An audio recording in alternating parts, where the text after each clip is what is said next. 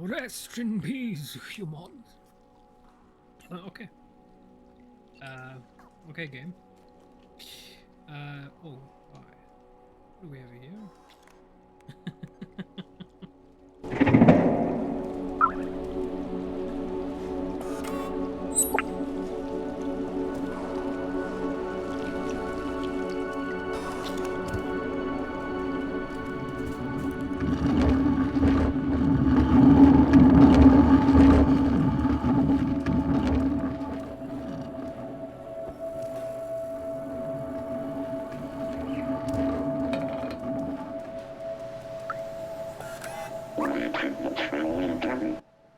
Rosie. So, if today is yesterday's tomorrow, tomorrow will be yesterday's today, right? Time is weird. We don't age like our soft one ancestors. We are trapped here forever. Oh, hello there. It's interesting. Some kind of canyon with a volcano in the back. I mean, two volcanoes. And yeah, that's just reflection. Translate. Announcement. Looking for someone capable of monitoring the southern entrance to the safe zone. The remuneration is 2 pints of Siuba oil per day. Please contact the Guardian. Why did they write contact in capital letters? That's all odd. Can we get up there? Yes, we can. Okay, that's how we get up.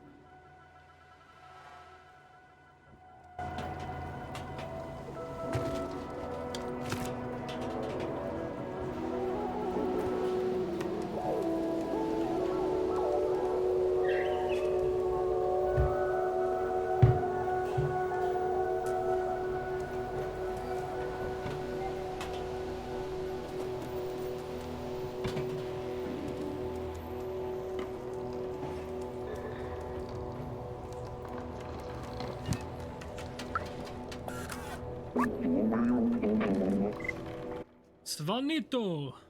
Those circles of light are pleasing to watch, but I want to see the real sky one day. Okay. Get up there.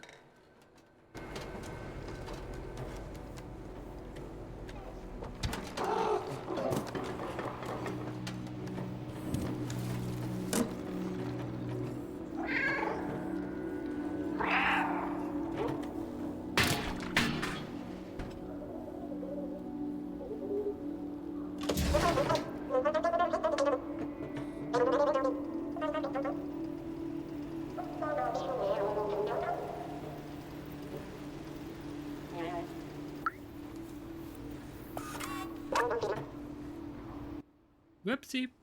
Vapora. Oh, that's it? Can we throw the entire place down? No, we can't. Okay. Never mind. No, I wasn't about to throw down 20 buckets of paint in front of that poor dude's street. No. We would never do that. We're a friendly cat. Cats don't do that.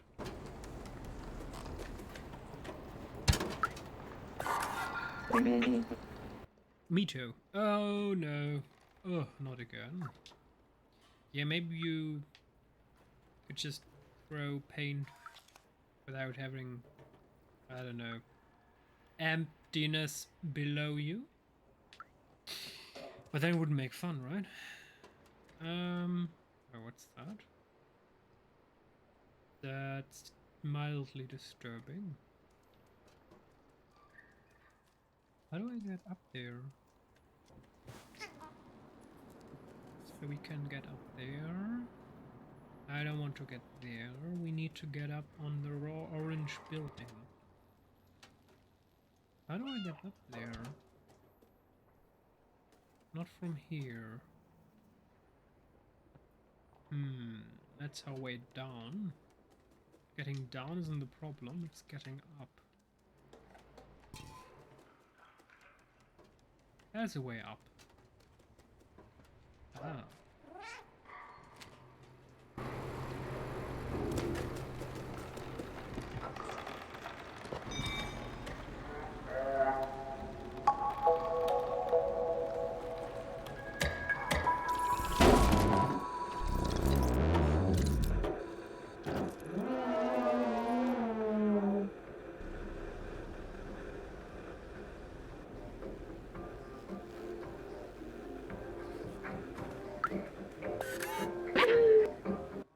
Outsiders!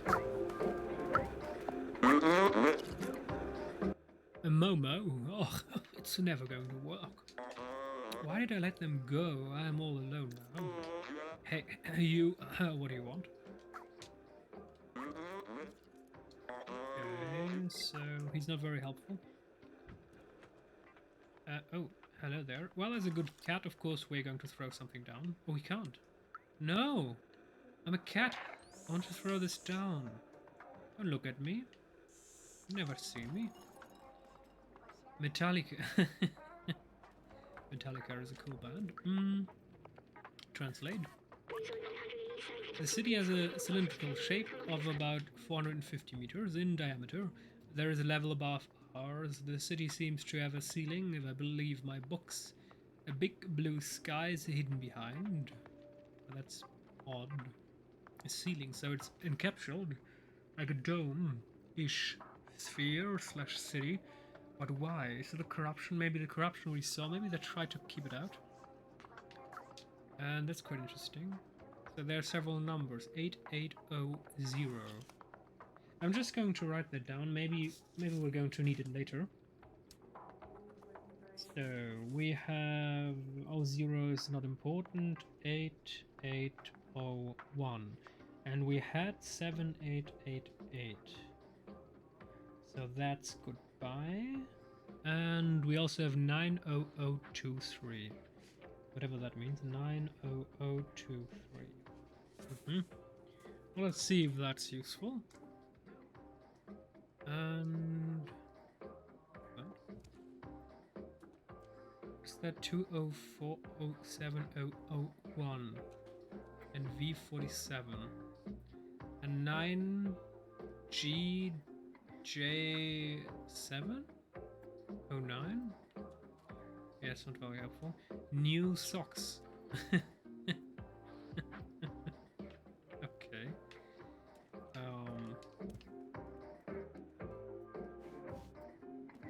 Very helpful. Don't need scratching. That's not very helpful, cat. Please don't. How do I get this off? Hello? Hello? Help? Help? Hello? Oh my goodness. We're stuck. How do I? Ah, perfect. Where do we need to go? Ah, remember. Back home too. Oh, there's a car. Back home 2, I remember this video game. It was made just after I was created, I think. I can't remember it well. The scientist and I spent a lot of time playing it. It was fun, I miss him. I can't remember his name. So we have a cow, 2 horns, and a lot of flies on the face. We have beach again. Oh, there are 2 people walking. Oh, to some sort of hut there. That's a big ass fan. A tree. 4 trees. Gibberish Guraken. Season 1, probably. Okay. More beach, forest. More. I mean, that's magic with the forest, but the same picture again.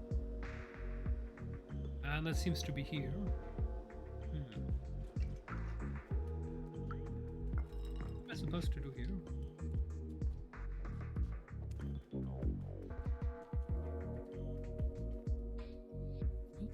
Oh yes, scratch, scratch. Yeah, yes. Very good, cat. Please destroy the wall. Why not? Who cares, right? Can we get through there? Oh yes, we can. So what are we supposed to do here? Sheet music, 1 out of 8. Okay. Why? Why is that important? What's a friend saying? Here to help. Momo. Yeah, we're trying to talk to Momo, but he's not being very helpful. Never going to work, all alone. What do you need? Okay, so I guess we have to help him make this work. What does he need to make this work? I mean, I guess we have to put the switch to on. How do I do that? Outsiders.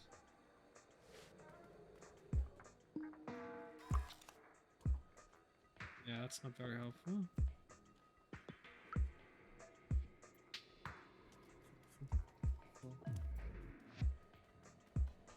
Is there anything up here that can help us? No.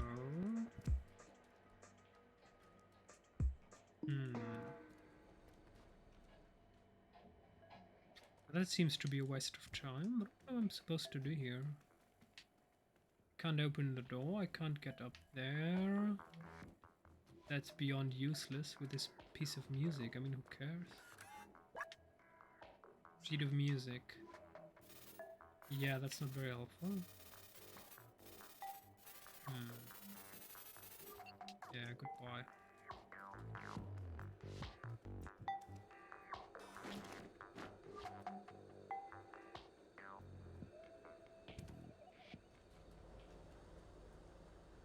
Problem, yeah, kind of.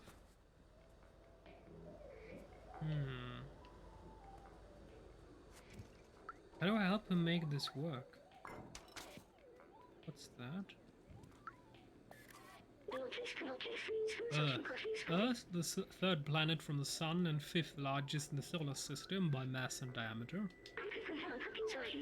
To date, it is the only celestial object known to foster life. According to radiometric dating, the Earth is 4.54 billion years old. It has a single natural satellite, the Moon, which formed soon after. The gravitational interaction with the Moon creates the tides, stabilizes the Earth's axis of rotation, and gradually reduces its rotation speed. Yeah, gravitational interaction with the Moon, that's quite important. Without the tide, a lot of stuff wouldn't work anymore. And we'd have no idea what kind of effect that would have on our nature. I mean, there was this megalonomanical? I'm not sure how to probably pronounce that one. Let me quickly look it up. Megalomaniacal? No. Megalomaniacal. No, megalomaniacal. Of course, maniac. Sure. There was this megalomaniacal plan of the Nazis under Hitler. I believe it was called Project Atlantropa, where they wanted to build giant dams right in the place below Europe. You know, there's a little sea, and you know, south of Italy and Greece, France, and technically it isn't that difficult. You might realize the Nazis were all about creating of Lebensraum, so area to live. That's what they called it, maniacs. And they wanted to build giant dams. One, of course, between Spain and Morocco at Gibraltar. That is an entrance for water. And one they wanted to build, I believe, somewhere in Turkey. And, of course, they would have to build... Oh, memory. Where was the other... Of course, below in Egypt, there's a connection between the Red Sea and the Mediterranean Sea, but I'm not sure right now, was this artificially created waterway, did it exist back then?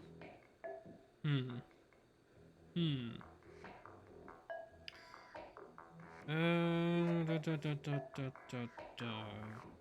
So, let's just say overall, they of course wanted to dry out the Mediterranean Sea.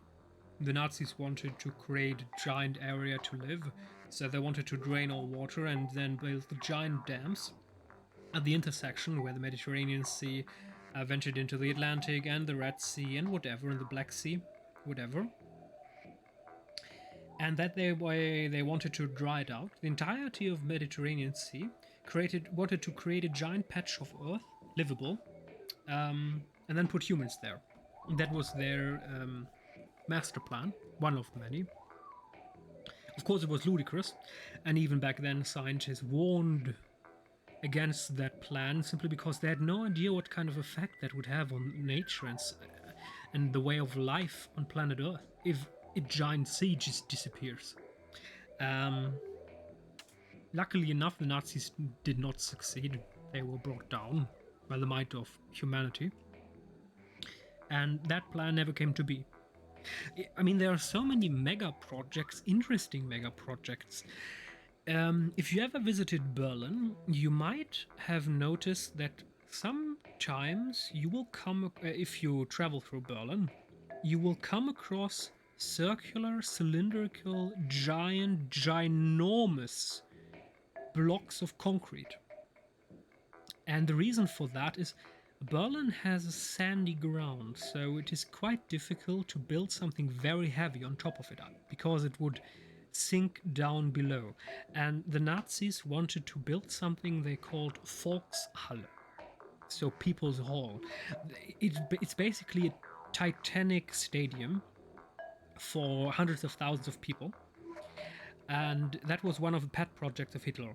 And he told, I'm not sure if it was Albert Speer or one of his architects, that they should build it. But they knew about Berlin's soil, Berlin's ground, and they tried these. I'm not sure. I believe they called them. Oh no, I'm not sure of the term they used. I watched a documentation about that one once upon a time. So they just built these random giant concrete cylindrical things and put it somewhere and just observed how the earth reacted to that. So they had this experiment going on since they wanted to build this in 1,000 times bigger. And since it's just a giant pile of concrete, back in the days, the Allied forces and the Soviet Union and the modern German government after the reunification, they didn't see sense in using resources to destroy that. So it's still there, and once it served that particular purpose. The Nazis wanted to build the Volkshalle, so they had to see how giant mass of tons an object would react to the Berlin soil, and that's why today there's still these titanic objects just randomly plucked around, which is a bit odd and ridiculous, but I just told you the story about it. Of course, the Nazis had other ginormous projects. At one point, they wanted to build a tank the size of several houses. Yeah, with 2 giga turrets. And like a dozen smaller ones. That was a bit ridiculous. And of course they built giant artillery on railroad. I'm not sure if you know, you have to picture a Titanic artillery. And the only way to get forward is to build rails. So if they wanted to advance with this particular piece of artillery, they had to build railroad in front of it. So it was very, very vulnerable to air attacks, and it wasn't very mobile, it was stationary. And they only ever used it, I believe, twice or 3 times or so at the Eastern Front. It wasn't very effective in destroying anything, even though its range was ridiculous. It was more of a moral effect, because the Nazis, of course, they were all about propaganda, and the Nazis' enemies, the free people of planet Earth. They saw the propaganda about a Titanic artillery that's capable of shooting, I don't know, 60, 80, 100, 200, 300 kilometers. Let me quickly look it up before I'm telling bullshit.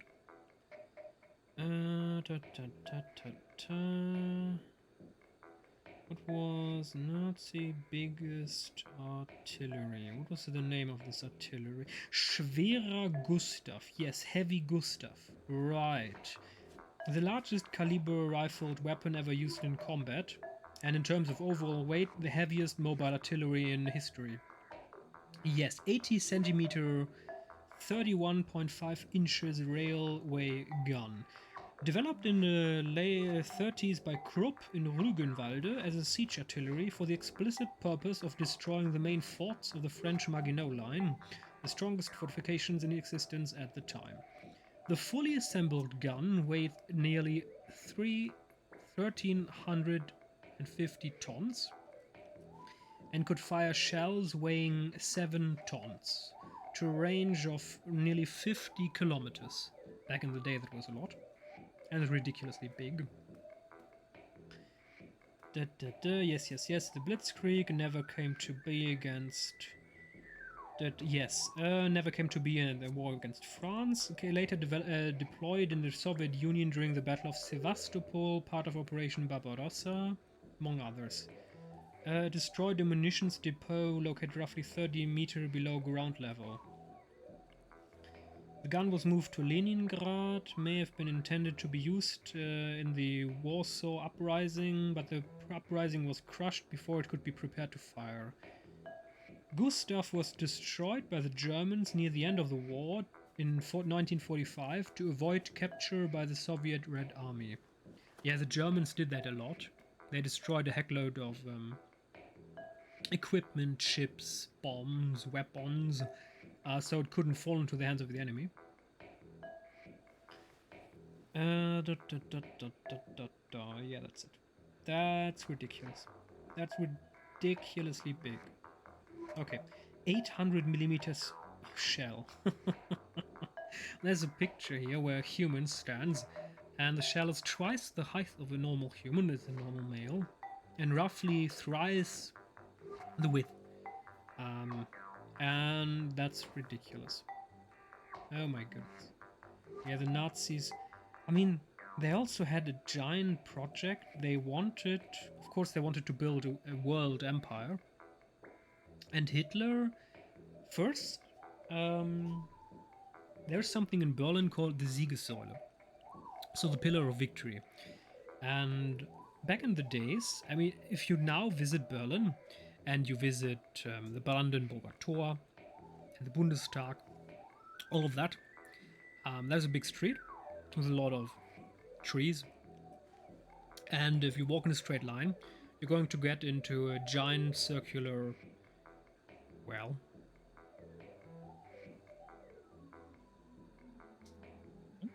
I'm sorry, I'm still have the article of the Schwerer Gustav. Anyway, you're going to get to the Siegessäule. But that was not the location where it originally was. No. One day, when Adolf Hitler had his birthday, as a surprise, Albert Speer, his chief architect, amongst other things, overnight, had this entire giant column replaced to this specific spot. Because Hitler had this grand dream of changing Berlin. He wanted to create a capital of his empire called Germania. And for that, he wanted to rebuild Berlin. He wanted to raise great parts of Berlin, and he wanted to create giant Prachtstraßen.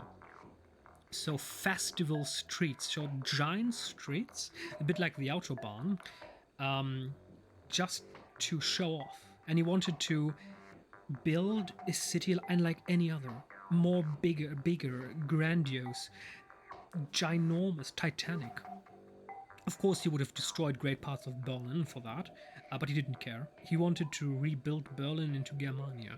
And the replacement of the Siegessäule was one of the first steps towards that. It was also one of the problems that the Nazis had. They had so many mega projects going as a side project whilst they had a multi-front war going on. which is also one of the reasons why Germany lost the war. At some point, Germany declared total war. So I'm not sure if you know what that means, but right now, for example, if you look at Russia, they are in a war, yes, but their economy is still functioning normally. They're still creating chocolate and Coca-Cola, even though Coca-Cola, of course, doesn't allow stuff to be produced there, but they're still producing fries and burgers and stools and a table, and they're still building houses. So the economy is still functioning normally and creating ordinary everyday items. But when government declares total war, that means that the entirety of the economy is now forced to specifically create items of war. So, for example, someone who previously created clothes will now be forced to create, I don't know, ammunition. It's a bit ridiculous. It doesn't work like that. Of course, you can't just tell someone that creating clothes, go and make ammunition. But every item at that point will have to have an effect, a value towards the war effort. So, for example, chocolate or something like that, something that is purely a luxury item, will not be allowed to be created anymore. No, no, no. The energy, the resources dedicated to that must be used somehow else, somewhere else, for the war effort. And that's one of the reasons why Germany lost the war, simply because Hitler did not want to declare total war too early.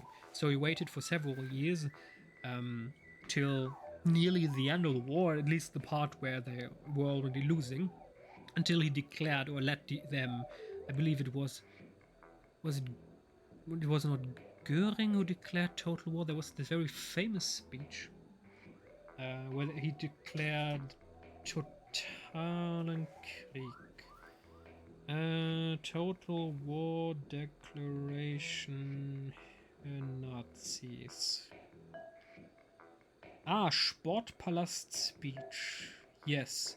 1943. Yes, Goebbels. The Sportpalast speech. Palast, of course, palace. Sport. Was a speech delivered by German propaganda minister Joseph Goebbels at the Berlin Sportpalast to a large, carefully selected audience on 18th February 1943, so roughly 2 years before the end of the war. As the tide of World War II was turning against Nazi Germany and its Axis allies, the speech is particularly notable as Goebbels almost mentions the Holocaust when he begins saying Ausrotten, using the German word for extermination, but quickly changes it to Ausschaltung, exclusion. That was the same word Heinrich Himmler used on 18th December 1941 when he recorded the outcome of his discussion with Adolf Hitler in the Final Solution, wherein he wrote als Partisanen auszurotten, exterminate them as partisans.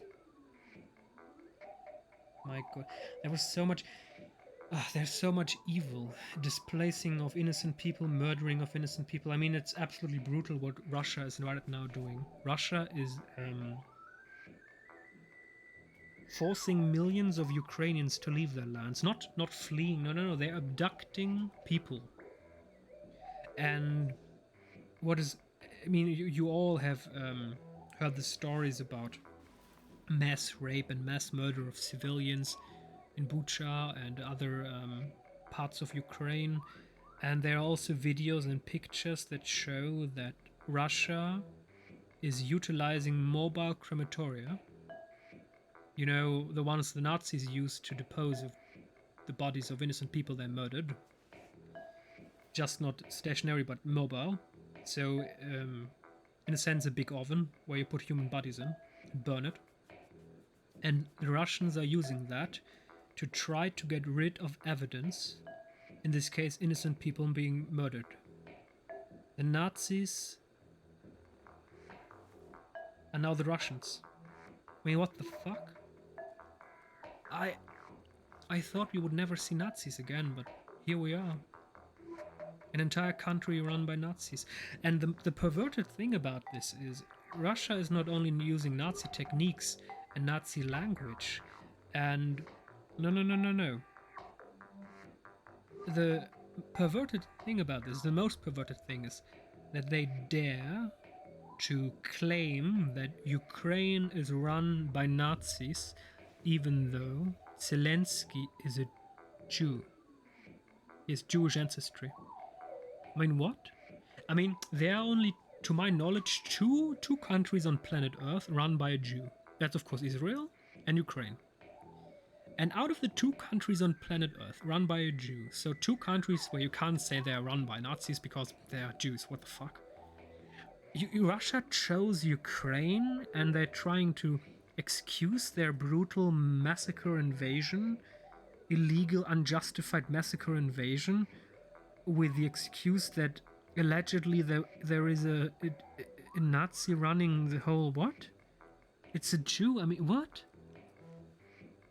I mean, they almost went too far, the Russians. I mean, that's a perverted way of thinking, but there was a diplomatic incident, I believe it, in May, where Lavrov,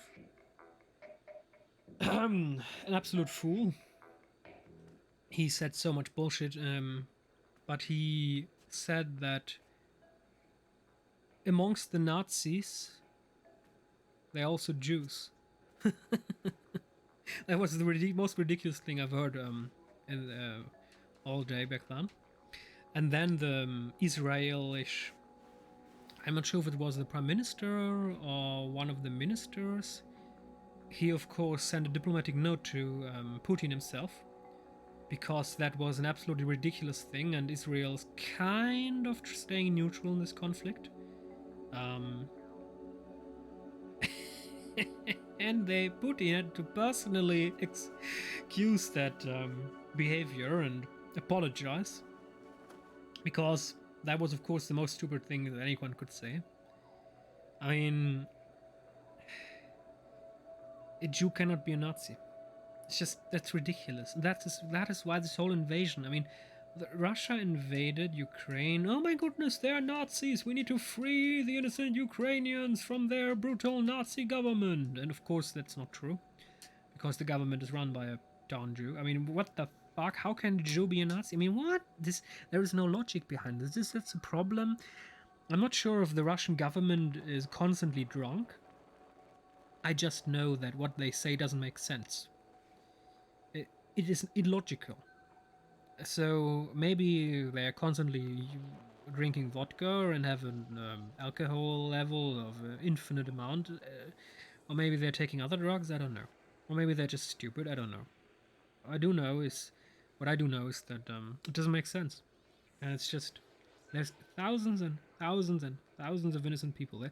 There was a viewer of my channel, one of you, who wrote a comment about oh, now in a random video, someone is calling me an idiot for supporting Putin. Well, what should I call you? You're supporting a mass murderer, a mass... I should differentiate a bit. If you have a war going on, there will always be unjustified violence. Soldiers are not all good people. Among soldiers, there are brutal murderers and rapists and cruel people. Which means that in every war, almost every war, there's rape, brutal murder, laws that are not applied. And as a head of government, you have little way of stopping that from happening. But, for example, in Bucha, where hundreds of innocent people, women, children, were brutally raped and murdered, then, as head of government, Putin should have said, I heard the reports, I am investigating, I commanded an investigation, and if this truly happened, then the soldiers involved will be punished. That would have been the correct behavior. But he didn't do that. No. He said, those are heroes. And then he went ahead and gave those brutal murderers and rapists medals. He honored them, spitting in the face of brutal murder and rape. And in the face of that, the face of that truth. It is a fact. There are international investigators that have checked this. They have taken the bodies. They have investigated. I mean, I'm not going to... You can find traces of sperm, of rape, in a body of a dead female. So the proof is there. And they agreed to the story that was told, that this was rape, that these people were murdered, some were even raped after death. You can also find that out.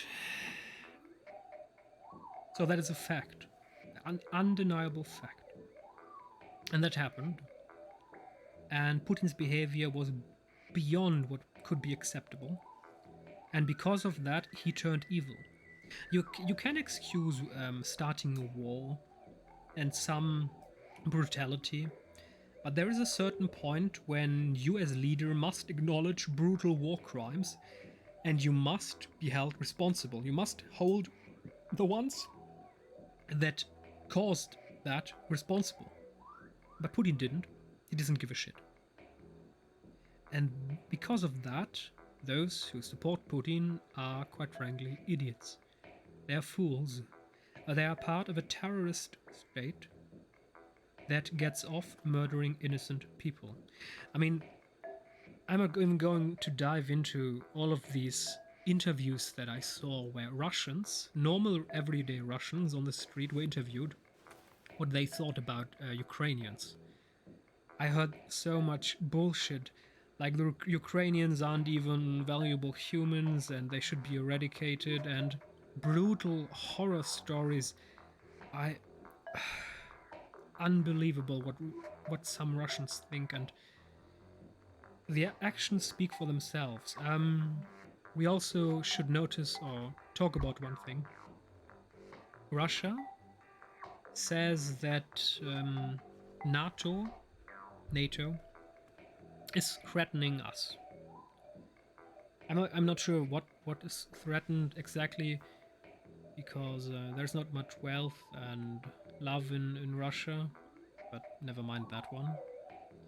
And they say we must act, otherwise we will be destroyed or something like that. A bullshit story. But here comes a little story out of life. When someone threatens you, but the other side is not physically attacking you, if you escalate that to violence, that is on you. If you act violent first, that is your choice. That is your choice and your choice alone. So even if there was a threat, it was Russia's decision to brutally murder thousands of people in a war of aggression. I mean, Russia doesn't even have the balls to call it a war. I mean, they're sending tens of thousands of troops, every weapon they have, every artillery, every tank, every plane, every ship, every submarine. They still don't have the balls to call it a war. Because it's also historically interesting. There was a video on YouTube where someone dived into the fact that Russians have 3 words for a lie. There is a lie you tell to non-Russians, foreigners. That is acceptable. Then there is a lie that is half-truth. And then there is a blatant lie where you lie to other people, like Russians. And the fact that Russians differentiate between certain levels of lies is telling a lot about the society in general. In other societies, there is only one word for lie. A lie is a lie. The end. And in another video of that series, they talked about how Russians think about war. When Russians think about war, they are reminded of the Red Army and Nazi Germany. So war for a Russian is bad. It has evil, dark connotation in the word.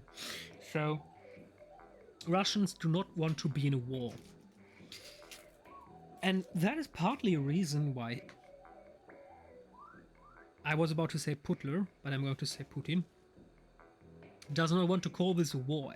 It is obviously a war. You see, if you have an egg and you call it a tomato, it doesn't turn into a tomato, it's still an egg. Just because you mislabel it, it's obviously an egg. It's egg shaped, it has an egg yolk, an egg white, it's obviously an egg. So you can call it whatever you want. It doesn't change the fact that it's an egg. And because of that,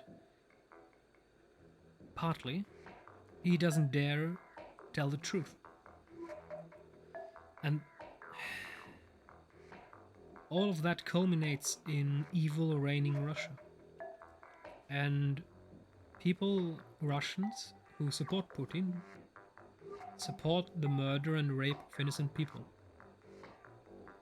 And even if there is evil committed against Russians, that does not give you the right to commit evil.